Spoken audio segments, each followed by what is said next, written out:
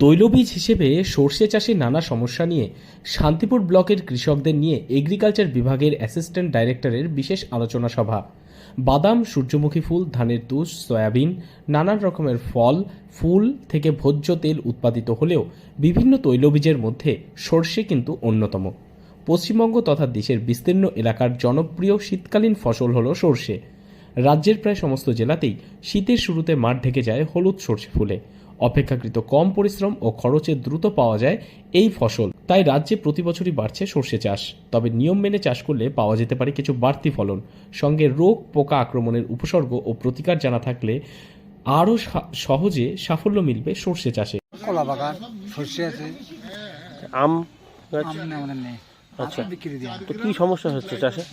সর্ষে রোগ লাগবে, ধসা লাগবে, কলা বাগান গাছ সব হলুদ হয়ে যাচ্ছে, বাইশে কলা। সেসব বললেন ওনাদেরকে? বলেছি, তা ওনারা যে পদ্ধতি বলছেন তাতে কি মনে হচ্ছে উপকার হবে? উপকার হবে, ওটা বললেও সব উপকার হবে। কারা এসছেন এখানে? ওই যে ডি সাহেব, কৃষ্ণমূর্তি এডিও সাহেব। রাজ্যের টরি, শ্বেত এবং রাই এই তিন ধরনের সর্ষে বহুল পরিমাণে চাষ হয়ে থাকে, কিন্তু এই চাষে সম্প্রতি গোড়া পচে যাওয়া, পোকা সহ বিভিন্ন ধরনের পোকার আক্রমণ বাড়ছে। আর সেই সমাধানেই শান্তিপুর নবলা গ্রাম পঞ্চায়েতের অন্তর্গত লালমাট এলাকায় শতাধিক সর্ষে চাষিদের নিয়ে বিশেষ এক আলোচনা সভার আয়োজন করে শান্তিপুর ব্লকের assistant director of agriculture Sushman Kundu. Nadia জেলার অন্যতম উদ্ভিদ রোগ তত্ত্ববিদ ডক্টর কুণাল মিত্র এদিন কৃষকদের নানান সমস্যার কথা শুনে বিভিন্ন ধরনের পরামর্শ দান করেন। এ প্রসঙ্গে তিনি বলেন, আগে জৈবভাবে চাষ হতো, এখন চাষ উঠে যাওয়ার পর জমিতে চুন দিয়ে ফেলে রাখা হতো অম্লত্ব কাটানোর জন্য, কিন্তু এখন একটি চাষের পর অপর চাষ করা হয় প্রায় সঙ্গে সঙ্গেই। অন্যদিকে ব্যাপক রাসায়নিক সারের প্রয়োগে জমির স্বাভাবিকত্ব হারাচ্ছে।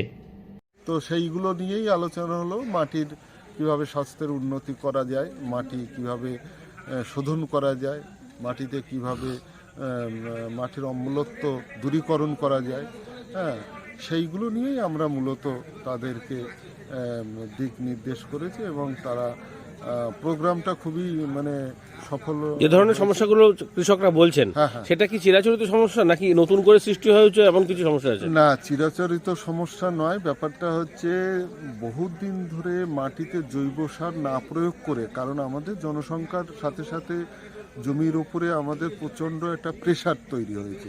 এই একটা শস্য উঠতে না উঠতেই আরেকটি শস্য চাষ শুরু হয়ে যাচ্ছে। আমার জৈব সার দেওয়া এবং মাটিতে যে লাইমিং করা অর্থাৎ চুন প্রয়োগ করে আমি যে 20 থেকে 21 দিন ফেলে রাখবো, সেই রকম সময়টা পাওয়া যাচ্ছে না, যার জন্য সমস্যাগুলো উৎপন্ন নতুন রোগেরও প্রাদুর্ভাব হচ্ছে। সেই জন্য তার কিভাবে বিকল্প তার রাস্তা পাওয়া যায় সেইগুলো নিয়েই আলোচনা। তবে সুদূর প্রসারী চাষ করতে গেলে প্রথমেই বাঁচাতে হবে চাষের মাটিকে, বিভিন্ন ধরনের পরীক্ষা করিয়ে মাটি উপযুক্ত করতে হবে, তবেই ভালো ফসল এবং রোগ প্রকারের আক্রমণ থেকে বাঁচা সম্ভব। সেই সমস্ত বিষয় সারাদিনব্যাপী আলোচনা চলে কৃষকদের সঙ্গে। অন্যদিকে কৃষকরাও জানাচ্ছেন, এ ধরনের আলোচনার ফলে উপকৃত হচ্ছেন তারা। বিশেষজ্ঞদের মতামত মেনে চলার চেষ্টা করবেন আগামীতে। নদিয়া থেকে মৈনাক দেবনাথের রিপোর্ট, লোকাল 18 বাংলা।